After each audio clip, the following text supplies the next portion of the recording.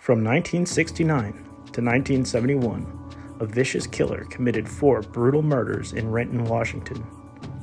2 of the victims were teenagers, and 2 were young children. They were all targeted for sickening abuse both before and after their deaths. Investigators and the community were shocked when they found that the killer was a local teenager, Gary Grant, the Fiend of Washington.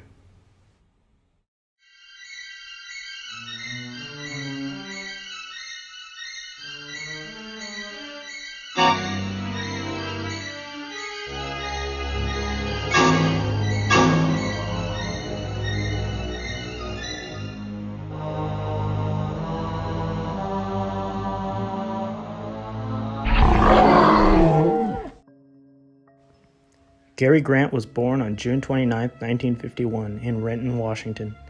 His family was impoverished and struggled to pay for the trailer at the edge of the city that they lived in. Gary's mother was also an alcoholic, and as he grew up, she often had loud fights with his father. As a child, Grant had trouble in school. He found it difficult and often became frustrated trying to keep up due to having some form of undiagnosed mental illness. After a while, he began skipping school and then eventually dropped out altogether. After leaving school, Gary Grant decided to enlist in the military. However, he did not last long.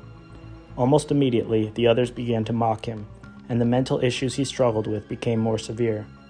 He reported having health problems and was dismissed from service in the late 1960s to return home to Renton. Soon, the murders began. He killed his first victim on December 15, 1969. 19-year-old Carol Adele Erickson was walking home from the library when Grant attacked her. The creature rushed her with a knife and stabbed her to death. Once she was dead, he dragged her into the bushes nearby and out of view, where he abused the young woman's body. The disgusting assault was so vicious that he left additional damage and lacerations on her neck. 9 months later, the killer was watching for his next victim. On September 20th, 1970, he attacked and killed Joanne Marie Zuloff. In broad daylight, Gary ran up and smashed her in the head with a rock. Once again, he dragged his victim out of sight. The sick monster violated Zuloff before strangling her.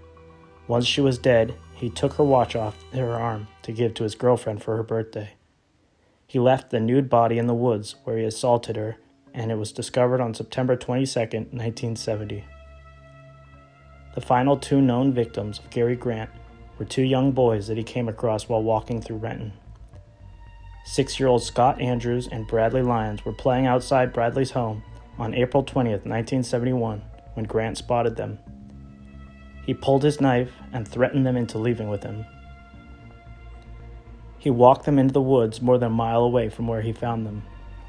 Once he was away from witnesses, he attacked them. He beat them both savagely, and then stabbed Andrews to death and strangled Lyons. Grant left the bodies hidden under leaves and brush, where police would find them days later. They were able to get an imprint of the shoe prints that they found next to the bodies. A man named John Chance wandered into a local hospital and began making bizarre claims.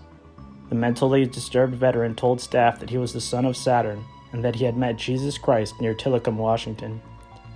He also gave them details of the 2 boys' murders and became a prime suspect.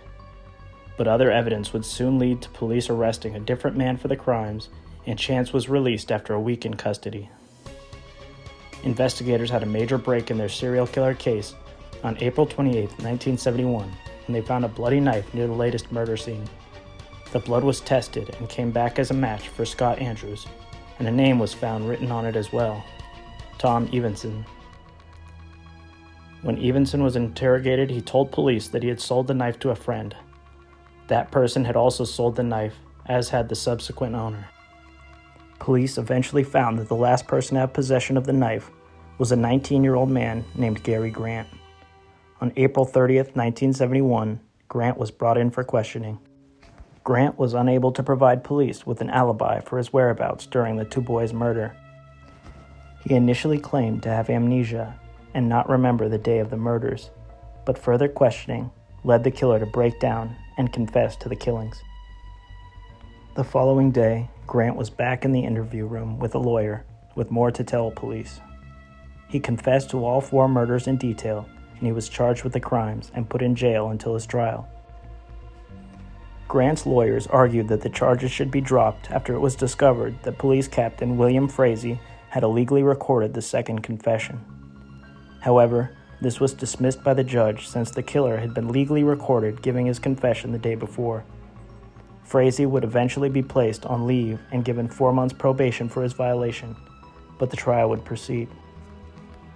The murder trial began on August 12, 1971. The prosecution had a good amount of evidence against Grant. They had the knife, which was drenched in the blood of his 6-year-old victim, the shoe imprints which matched those he was wearing, and witnesses who placed him near the murder scenes. The defense argued that Grant was mentally unstable and that he should be treated with leniency. Family and acquaintances testified that he was a passive and gentle person, and a psychiatric evaluation was ordered. While he was found to be sane, doctors determined that Grant was impulsive and lacked self-control. He would often react to high-stress situations by acting out. After the evaluation, the trial continued. The psychiatrist stated that the murders were committed as a way to release the tension and stress that Grant felt. This leads one to believe that it was more than possible that he would offend once again if he was allowed to go free.